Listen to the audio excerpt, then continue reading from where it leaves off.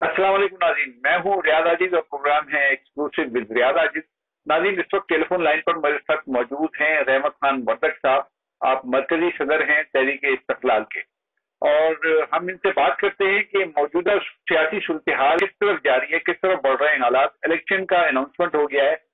पाकिस्तान तहरीक इंसाफ इस वक्त कैदो बंद से दो चार है और मसाइल से दो चार है, और जो दूसरी सियासी जमातें हैं यानी पाकिस्तान पीपल्स पार्टी, वो इल्जाम लगा रही है नून लीग पर फेवरेट होने का या लाडला होने का, और उसको वो कॉल कर रही है महंगाई की। ये क्या हो रहा है मुल्क में, और इसमें पाकिस्तान की जो अहम सियासी जमात है, माजी में बहुत बड़ी सियासी जमात थी तहरीक इस्तिक़लाल पाकिस्तान, उसके मरकजी सदर हमारे साथ हैं। इनसे हम राय लेते हैं कि इनकी क्या राय है मौजूदा सूरत हाल पे। अस्सलाम वालेकुम जनाब रहमत खान वर्दक साहब। वालेकुम सलाम जी वर्दक साहब, जो हालात हैं वो क्या नजर आ रहे हैं आपको, क्या होने जा रहा है? क्योंकि एक इल्जामात हैं, एक तरफ यानी पीपल्स पार्टी की तरफ से इल्जामात हैं पाकिस्तान की जो अहम जमात है, जो इस वक्त ये कहा जा रहा है कि उसी जमात का वजीर आज़म भी मुंतखब होने वाला है, यानी नवाज शरीफ साहब, मुस्लिम लीग नून। और दूसरी तरफ पाकिस्तान तहरीक इंसाफ है, जो जिसका जो चेयरमैन है और उसके अहम रहनुमा है वो जेल में है, जबकि बाकी रहनुमा जो है वो पार्टी को छोड़ छोड़ के जा रहे हैं। क्या किस तरफ हालात बढ़ रहे हैं अभी? देखिए, मैं तो इस मुल्क के सियासतदानों से, तमाम सियासी जमातों से, सियासतदानों से खुदारा अपील करता हूँ कि इस मुल्क में इंतखाबात का ऐलान हो चुका है। अब सब आप अपना अपना कैंपेन चलाएं, और इलेक्शन कमीशन भी सबको आजादाना तौर पर इलेक्शन लड़ने की इजाजत दे। और सियासतदान एक बात का आपस में बिल्कुल इत्तेफाक कर लें कि पाकिस्तान है तो हमारी सियासत भी होगी। बिल्कुल। पाकिस्तान के अंदर जो हालात पैदा हुए हैं गुज़िश्ता 40 साल में से, ये इन सियासतदानों के पैदा करदा है। अगर मुल्क को लूटा गया है, जिसने भी लूटा है, तो कानून नहीं बनाया गया, कोई सजा नहीं, कोई चीज नहीं। एक इक़्तिदार से उतरता है, उस पर इल्जाम लगते हैं, कोर्टों में केस जाते हैं, फिर वो कोर्टों के केस जब वो दोबारा इक़्तिदार में आता है या आने वाला होता है तो बरी हो जाता है। ये सिलसिला खत्म होना चाहिए। अब एक जगह बैठकर 3-4 पॉइंट पे भाई इनको इत्तेफाक करना चाहिए। क्या क्या इस मुल्क में क्या क्या। नंबर 1, इंतखाबात के बाद एक कौमी हुकूमत बने जिसमें तमाम जीतने वालों का शेयर हो। ठीक है। मुल्क की खारजा पॉलिसी पर जो आज है इसी तरह चले, क्योंकि ये मुल्क किसी के लिए नहीं बने, पाकिस्तानियों के लिए बना है। अच्छा, मुझे ये बताइए कि वो तो जाहिर इत्तेफाक करेंगे, वो फ्यूचर में जो भी पॉलिटिकल पार्टीज के रहनुमा हैं या कायदीन है वो इस पे मुत्तफिक होते हैं नहीं होते, ये तो फ्यूचर का मामला है। मैं अगर आपसे ये पूछूं कि जो पाकिस्तान तहरीक इंसाफ के साथ रियासती इदारे कर रहे हैं या इस वक्त जो मौजूदा सेटअप कर रहा है, वो ठीक है आपके साथ? देखिए, मैं ये कहता हूँ कि पीटीआई के चेयरमैन पे ये अल्लाह की तरफ से सजा उसको मिल रही है। मैं कहता हूँ कि मेरा रब उस पर रहम करे, लेकिन ये नहीं कि तमाम जमात के लोगों के साथ ये असर करें। उनको आज़ादी हो इलेक्शन में। अगर पीटीआई के लोगों को वोट मिलता है तो उनके वोट को तस्लीम करना चाहिए। अगर वो जमात पे पाबंदी लगा लेंगे और वो लोग दूसरी जमात में जा।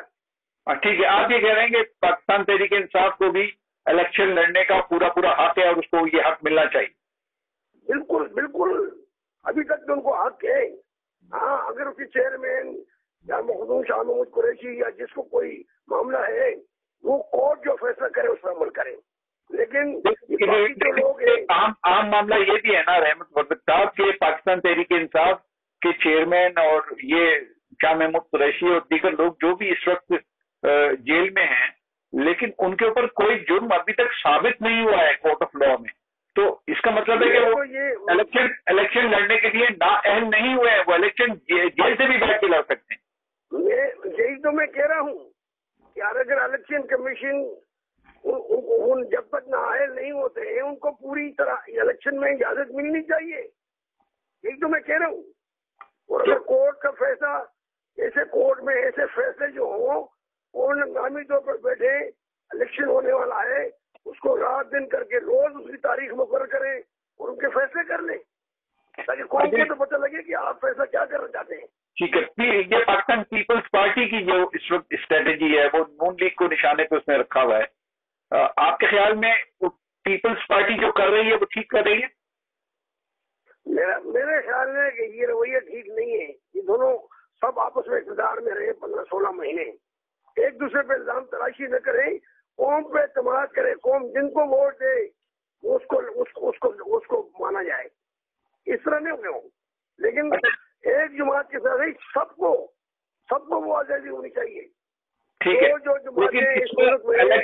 الیکشن کمیشن کا جو رویہ ہے اس کے بارے میں کہا جا رہا ہے کہ یہ بڑا جانبدارانہ ہے اور اس میں وہ اس کا جھکاؤ پیپلز پارٹی والے یہ کہتے ہیں کہ اس کا جھکاؤ بھی یعنی الیکشن کمیشن کا جھکاؤ بھی نون لیگ کی طرف ہے.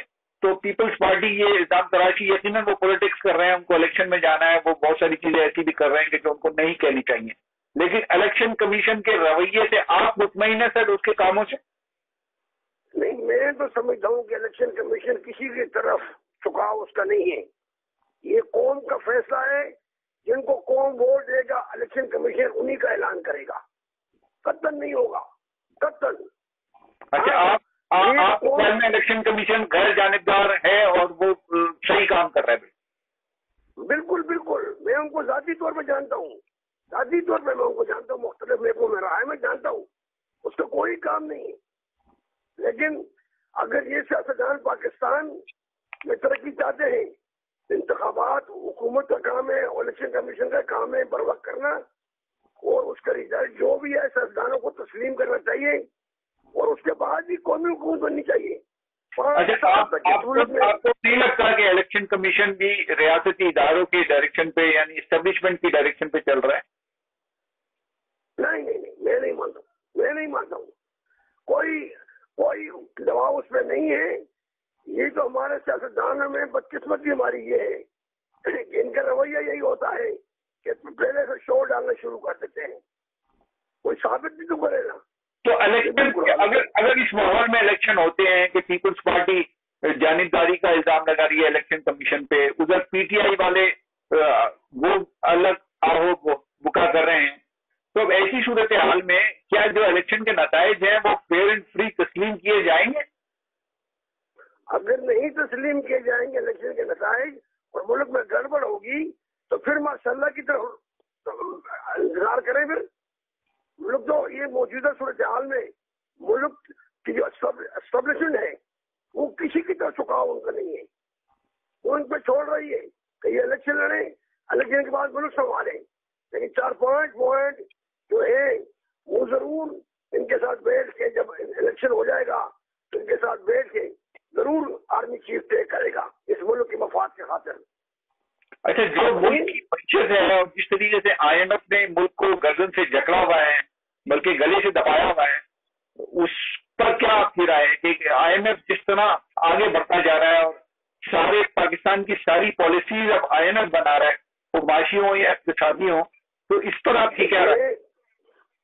یہ 2007, 2005, 2006 میں آئی ایم ایف کہاں چلا گیا تھا؟ وہ تو فوجی حکومت تھی مشرف کی.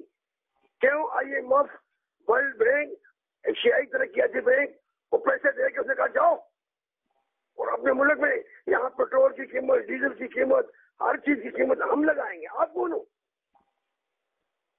تو یہ سیاستدانوں کو شرم آنی چاہیے. اس میں آپ کو سیاستدانوں کو حکمرانوں کی کمزوری نظر آ رہی ہے؟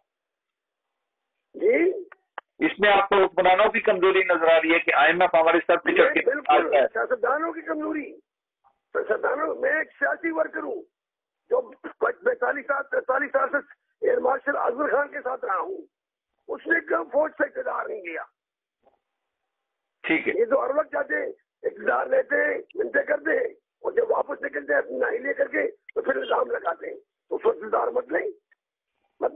کہ اس وقت جو صورتحال ہے جن حالات سے دوچار ہے, کیا میجر اقدامات کرنے چاہیے سیاستدانوں کو یا اسٹیبلشمنٹ کو کہ ملک اس گرداب سے نکل آئے؟ دیکھیں جی, ملک میں سب سے پہلے یہ سیاسی جماعتیں بیٹھ کے لکھ کر دیں کہ آج کے بعد جس آدمی نے کرپشن کی, کسی قسم کی کرپشن کی, اس کو سزا سے سزائے موت ہوگی. اچھا وہ چائنا والا نظام کوئی بھی ہو وہ اندر نہیں ہوگی, چوک میں لٹکائے ان کو. جس قوم کو توڑا کیا ہے ہر چوک میں جدھر کو گاڑی ہے وہاں اس کو کھڑا کر کے اس کو گولی مارے. پاکستان سونا ہے, مطلب پاکستان سونا ہے, آج ہی پاکستان سونا ہے. بے شک اس میں کوئی شک نہیں ہے باہر کے ملک میں مہنگائی جا کے دیکھیں کیا ہے. ان سیاستدانوں نے کرپشن کر کے اپنے لوگوں کو, وہ بھائی اس ملک میں ایک سیاسی آدمی 50 کروڑ اپنی سیٹ پہ خرچ کرتا ہے تو وہ 2-3 ارب پیسے نہیں کرے گا. ٹھیک ہے بالکل صحیح ہے, بالکل ٹھیک ہے. لیکن فوجیوں نے کرپشن کی ہے سر, فوجیوں کی کرپشن کی بھی کبھی بات کر لیا کریں, انہوں نے بھی بہت کرپشن کی ہے, بہت لوٹا ہے. میں کبھی بھی فوج کے کرپشن کے خلاف بات نہیں کرتا ہوں. میرا وہ سیاستدان کریں جو ان کی چھولی میں بیٹھ کے اقتدار میں آئے ہیں, میں تو ان کے اقتدار میں نہیں آیا ہوں. کریں ٹھیک ہے. چھولی میں بیٹھ کے اقتدار میں آتا ہے وہی آ کے بار بار کرتا ہے. میرا لیڈر تو نہیں آیا ان کی چھولی میں بیٹھ کے. میرے لیڈر کو 5 دفعہ جنرل ضیاء الحق نے آفر کی, 5 دفعہ, اور 5 دفعہ اس نے انکار کیا کہ نہیں آپ زیادہ دن میں اندر انتخابات کریں. ٹھیک ہے بالکل صحیح ہے. بہت شکریہ جناب رحمت خان وردک صاحب, آپ نے ہم سے گفتگو کی. ناظرین, رحمت خان وردک کی نظر میں پاکستان میں کرپشن سب سے بڑا مسئلہ ہے, اور اس کا حل یہ ہے کہ جو کرپشن کرے اس کو چوک پہ لٹکا دو, گولی مار دو, ختم کر دو. یعنی وہی نظام جو چائنا یا ریولیوشنری ملکوں میں ہوتا ہے وہی نظام اگر پاکستان میں لایا جائے تو پاکستان میں بہتری آ سکتی ہے. میں اجازت چاہتا ہوں. اللہ حافظ.